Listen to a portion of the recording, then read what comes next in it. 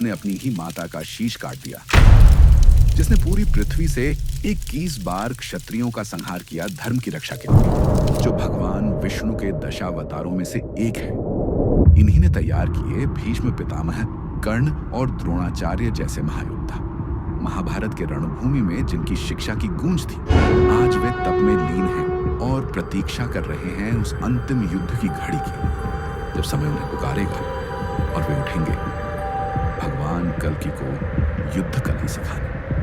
तो चलिए जानते हैं उस दिव्य अवतार की कथा, जो ब्राह्मण भी था और योद्धा भी, भगवान विष्णु के छठे रूप परशुराम की। एक ऐसी भूल जिसने इतिहास को मोड़ा और जन्म दिया भगवान परशुराम को, अर्षियार्चक, तप और तेज का प्रतिरूप। एक दिन वे गाड़ी राजा के भव्य दरबार पहुंचे, स्वर्णिम आभा, राजसी वैभव, और उसी क्षण उनकी नजर पड़ी राजा की कन्या पर। क्षण भर में ही अर्षि के होठों से निकला विवाह का प्रस्ताव। ऋषिवर, मेरी कन्या आपकी सेवा में प्रस्तुत है, लेकिन विवाह के बाद मुझे भी संतान प्राप्ति का आशीर्वाद दीजिए, क्योंकि मेरी बेटी के बाद मुझे अब तक कोई संतान नहीं हुई है।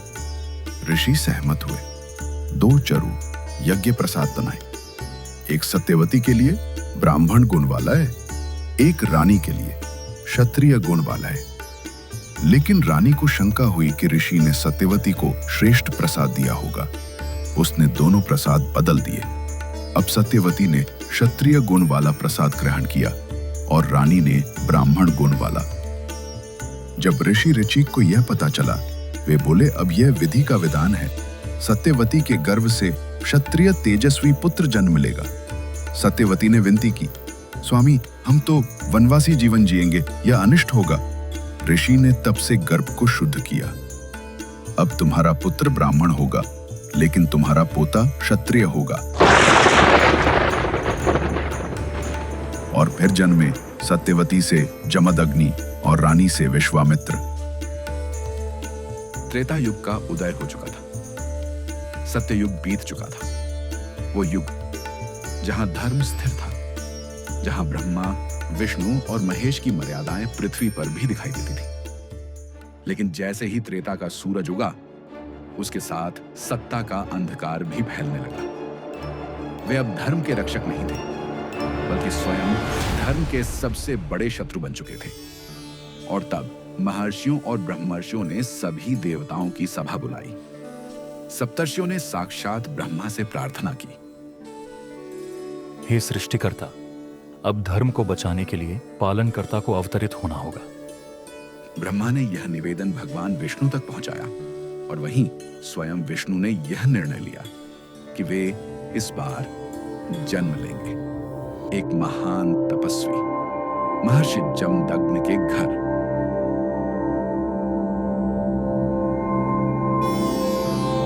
सत्ययुग पीछे छूट चुका था, लेकिन उसकी शांति, तप और ब्रह्म तेज अब भी जीवित थे।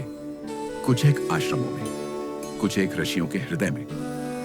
ऐसा ही एक आश्रम था, रेवा नदी, आज की नर्मदा के तट पर स्थित महर्षि जमदग्नि का आश्रम। भृगु वंश के इस तपस्वी ने वेदों की लौ को अग्निकुंडों में जीवित रखा था। उनकी पत्नी थी माता रेणुका, एक महान पतिव्रता, योगिनी और अत्यंत संयमी आत्मा।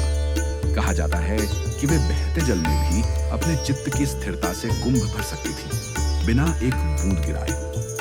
इस दिव्य युग, दिव्य स्थान और दिव्य समय में जमदग्नि और रेणुका के यहाँ जन्मे 5 पुत्र और चौथे पुत्र थे राम।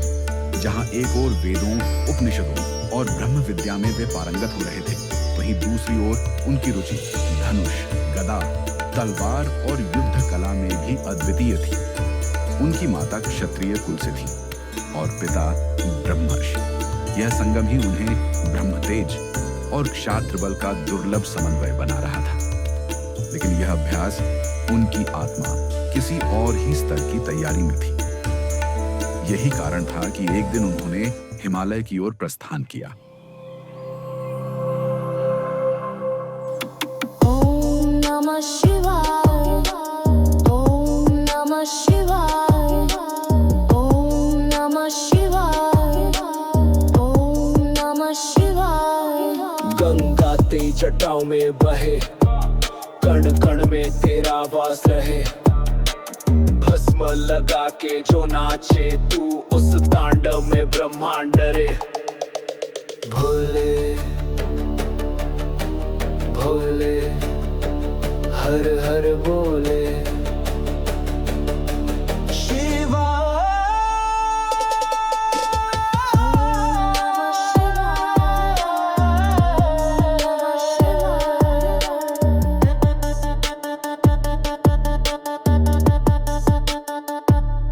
राम की तपस्या से प्रसन्न होकर भगवान शिव ने उन्हें दिव्य फरसा प्रदान किया और वे बने परशुराम। परशुराम केवल शस्त्र और तप में ही नहीं, बल्कि आज्ञा पालन और वैराग्य में भी उतने ही दृढ़ थे। एक बार माता रेणुका नदी से जल भरने गई। प्रतिदिन की भांति वे चित्त की स्थिरता से बहते जल से कुंभ भरती थी, लेकिन उस दिन क्षण भर के लिए उनका मन विचलित हुआ। एक गंधर्व को जल क्रीड़ा करते देखकर उनके मन में एक हलचल सी उठी। यह कोई पाप नहीं था, बस एक मानविक चूक। पर महर्षि जमदग्नि जैसे कठोर तपस्वी के लिए यह मानसिक अस्थिरता भी अक्षम्य थी। उन्होंने इस विचलन को पतिव्रता धर्म का उल्लंघन माना और तुरंत परशुराम को आज्ञा दी। जा राम और अपनी माता को मृत्यु दंड दे। आज्ञा कठिन थी, लेकिन परशुराम की निष्ठा और गुरु भक्ति उस भावना से भी गहरी थी जो मोह या संबंध से बंधे। उन्होंने बिना विलंब माता को वध कर दिया। यह दृश्य केवल एक पुत्र द्वारा माता की हत्या नहीं था, यह धर्म और भावना के टकराव की चरम परीक्षा थी। महर्षि जमदग्नि परशुराम की आज्ञा पालन शक्ति से अत्यंत प्रसन्न हुए। उन्होंने वरदान दिया, मांग पुत्र, जो चाहे मांग। परशुराम ने सिर झुकाकर कहा, यदि आप प्रसन्न हैं तो माता को पुनः जीवन दें। पिता ने आशीर्वाद दिया और माता, जो अभी कुछ क्षण पूर्व भूमि पर पड़ी थी, फिर से जीवित हो उठी, जैसे मृत्यु कभी हुई ही ना हो, और धर्म के लिए त्याग की परशुरामीय पहचान बन गया। त्रेता युग का समय था। मध्य भारत में स्थित एक महाशक्तिशाली राज्य था, माहिष्मती नगरी। उसका राजा था सहस्त्रबाहु अर्जुन हैहय वंश का शासक। उसे सहस्त्रबाहु कहा गया क्योंकि उसने भगवान दत्तात्रेय की कठिन तपस्या की थी और उन्हें प्रसन्न कर ऐसा वरदान प्राप्त किया जिससे वह 1000 भुजाओं वाला बन गया। दत्तात्रेय ने न केवल उसे बल, साहस और अपराजेयता का वरदान दिया, बल्कि इच्छाओं की पूर्ति करने वाली अन्यमा, महिमा, लघिमा जैसी सिद्धियां भी प्रदान की। सहस्त्रबाहु अब केवल राजा नहीं था, वह स्वयं को देवतुल्य समझने लगा था। उसके पास थी अपार सेना। वह शासन करता था अनेक जनपदों पर और उसके 1000 पुत्र भी थे जो उसके समान ही गर्वीले और बलशाली थे। माहिष्मती का वैभव बढ़ता गया, लेकिन उसी के साथ बढ़ा सहस्त्रबाहु का अहंकार। एक बार राजा वन में भ्रमण कर रहा था। घूमते घूमते वह आर्षि जमदग्नि के आश्रम पहुंच गया।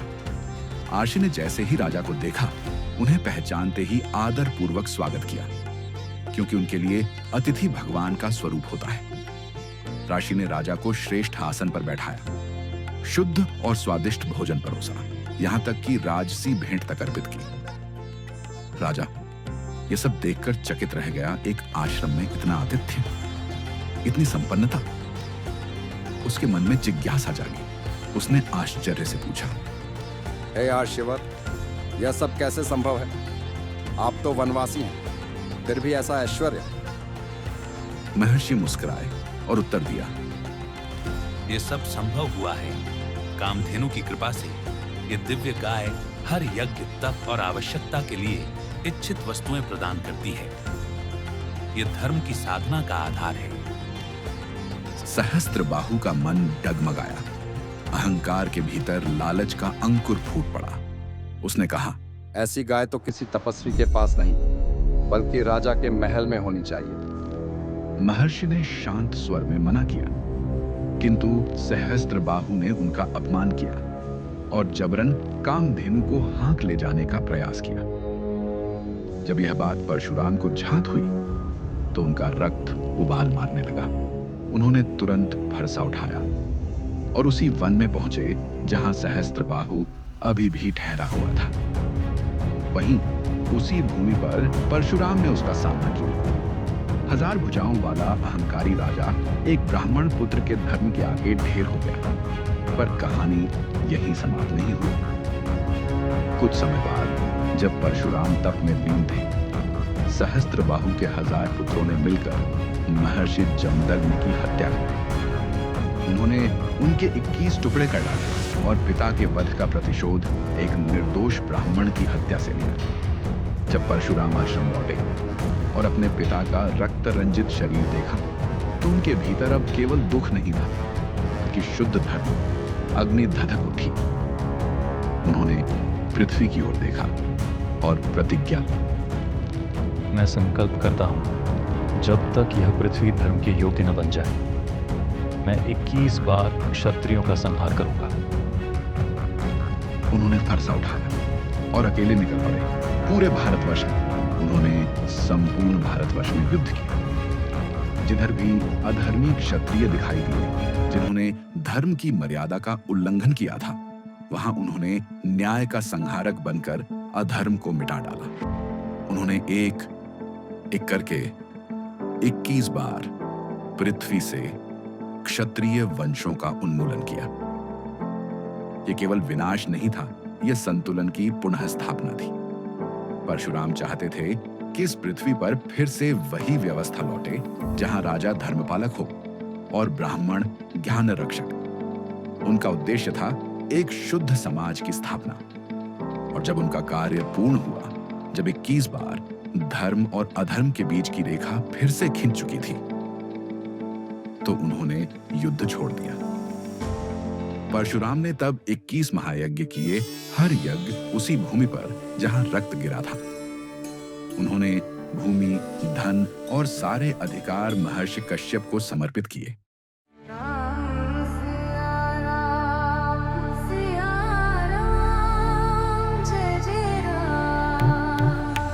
राम सिया राम सिया राम, जय जय राम।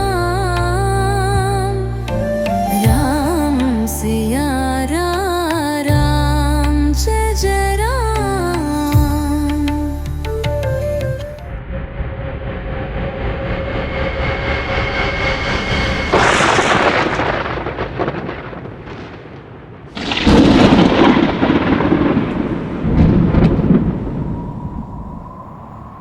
धनुष की गूंज से संपूर्ण सभा स्तब्ध रह गई। उस गूंज ने समस्त दिशाओं को झकझोर दिया। वह आवाज पहुंची महेंद्र पर्वत तक, जहां परशुराम गहन तपस्या में लीन थे। उनका हृदय कांप उठा। शिव धनुष टूटा, किसने ऐसा साहस किया? वे क्रोध में जनकपुर पहुंचे। तेजस्वी नेत्र, गर्जना से भरी वाणी, पूरा दरबार स्तब्ध हो गया। परंतु जब उन्होंने राम को देखा, उनकी दृष्टि स्थिर हो गई। राम शांत, विनम्र, पर भीतर से अग्निशुद्ध, तेज से दीप्त। परशुराम ने पूछा, क्या तुमने शिव का धनुष तोड़ा? राम बोले, यदि यह अपराध है तो मैं दंड के लिए प्रस्तुत हूं। वह वाणी, वह दृष्टि, वह आत्मबल। परशुराम समझ गए, यह कोई साधारण क्षत्रिय नहीं, ये स्वयं विष्णु हैं जिनके लिए मैं पृथ्वी पर उतरा था। परशुराम के भीतर का क्रोध श्रद्धा में परिवर्तित हो गया। उन्होंने कहा, हे राम, अब मेरा शस्त्र भी आपका है और मेरा अभिमान भी।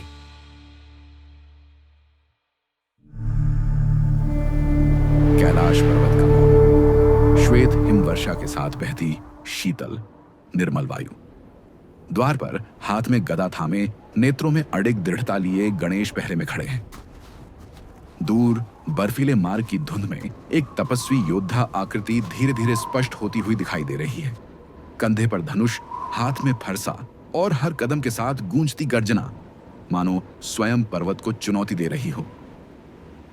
हे महापुरुष, लगता है आप रास्ता भूल गए हैं। कहिए, आप कहाँ जाना चाहते हैं? मैं अपने आराध्य देव भगवान शंकर से मिलने जा रहा हूँ। मुझे मार्ग दो। भगवान शंकर इस समय गहन ध्यान में लीन है। उनकी आज्ञा है कि इस क्षण कोई भी भीतर प्रवेश न करे। तुम कौन हो जो मुझे रोकने का साहस करता है? मैं गणेश, भगवान शिव और माता पार्वती का मानस पुत्र हूँ और इस द्वार का रक्षक। तुम जैसा विचित्र प्राणी भगवान शंकर का पुत्र कैसे हो सकता है? मेरा मार्ग मत रोको। यह मेरा कर्तव्य है कि माता पिता की आज्ञा का पालन करूं और मैं यह नियम किसी के लिए नहीं तोड़ूंगा। मैं भगवान शंकर का प्रिय शिष्य हूँ। गणेश, मेरा मार्ग मत रोको, मुझे जाने दो। मैं नाम से नहीं, केवल अपने कर्तव्य से परिचित हूँ। जो अपनी पहचान के बल पर नियम तोड़ना चाहे वह धर्म नहीं, केवल अहंकार का पालन करता है। अहंकार? तुमने मुझे यह कहा? मैं वह हूँ जिसने 21 बार पृथ्वी से अधर्मी क्षत्रियों का संहार किया है। मैं माता पार्वती का वही दिव्य पुत्र हूँ जिसे उन्होंने अपने हाथों से रचा है। यदि आप स्वयं को धर्म का रक्षक कहते हैं तो पहले संयम का पाठ पढ़ें। मुझे मत परखो गणेश। मैंने सहस्त्र बाहु जैसे बलशाली को धराशायी किया है। तुम्हारे लिए तो बस एक ही वार पर्याप्त है। वार तो मैं भी कर सकता हूँ, पर अभी तक धैर्य रख रहा हूँ। लेकिन लगता है आपकी समझ को मेरी शक्ति का अनुभव कराना ही पड़ेगा। हे मूर्ख बालक, तुमने मेरा मार्ग रोककर बहुत बड़ा अनर्थ किया है। अब तुझे उचित दंड मैं दूंगा। तुम यह विचित्र प्राणी होकर मेरे जैसे महायोद्धा का रास्ता रोकने का दुस्साहस करते हो।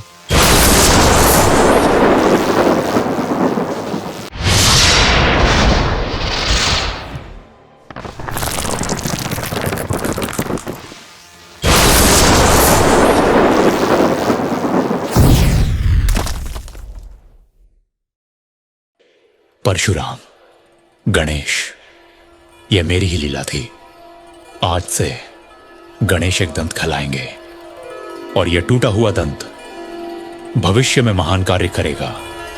इसी से महाभारत की रचना होगी।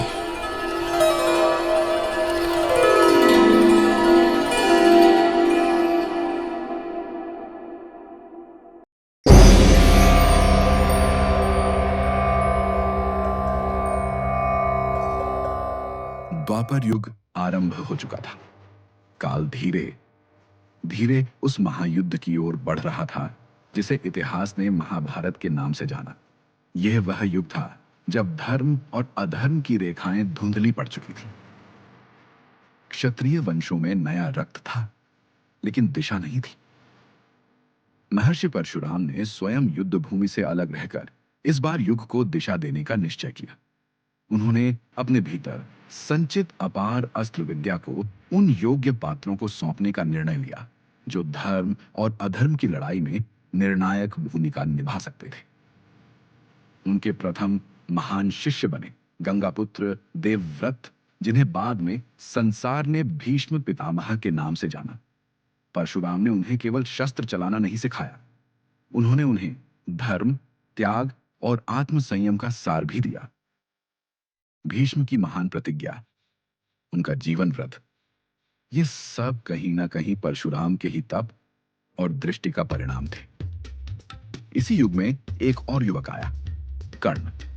वह शौर्य का पुजारी था, पर पहचान ही समाज की सीमाएं उसे योद्धा बनने से रोक रही थी। कर्ण ने परशुराम से शिक्षा लेने के लिए ब्राह्मण होने का झूठ कहा। परशुराम ने उसे भी ब्रह्मास्त्र और दिव्य शस्त्रों की विद्या सिखाई। लेकिन एक दिन जब एक विषधर कीट ने कर्ण के जांग पर काटना शुरू किया और उसने पीड़ा सहकर भी कोई प्रतिक्रिया नहीं दी, तब परशुराम समझ गए कि वह ब्राह्मण नहीं हो सकता। तब के उस क्षण में परशुराम ने कर्ण को श्राप दे दिया कि जब वह अपने जीवन की सबसे बड़ी लड़ाई में होगा, तब यह दिव्य विद्या उसे विस्मृत हो जाएगी। यह श्राप न केवल कर्ण की नियति बदल गया, बल्कि पूरे महाभारत युद्ध की दिशा भी। परशुराम स्वयं इस युद्ध में नहीं उतरे। उन्होंने अपने आप को अलग रखा, क्योंकि इस बार उनका उद्देश्य युद्ध करना नहीं, युग बनाना था। उन्होंने भीष्म, कर्ण और द्रोण जैसे शिष्यों को तैयार किया और उनके माध्यम से धर्म और अधर्म की अंतिम परीक्षा की नींव रखी। आज भी वे महेंद्र पर्वत पर तपस्या में लीन हैं, जहां समय स्थिर है और भीतर एक जागृत अग्नि युगों से सुलग रही है। मान्यता है जब कलयुग अपने चरम पर पहुंचेगा और अधर्म चारों ओर छा जाएगा, तब भगवान विष्णु कल के अवतार के रूप में प्रकट होंगे और परशुराम उन्हें वह समस्त दिव्य अस्त्र विद्या प्रदान करेंगे जो उन्होंने शिव से प्राप्त की थी। वे न केवल एक गुरु होंगे बल्कि धर्म की उस अंतिम लौ की चिंगारी भी जो कलयुग के अंधकार को चीरकर सत्य, शांति और संतुलन की स्थापना करेगी। परशुराम की कथा यही थमती नहीं, बस अगली पुकार की प्रतीक्षा करती है। यह कहानी अंत तक देखने के लिए हम आपके आभारी हैं।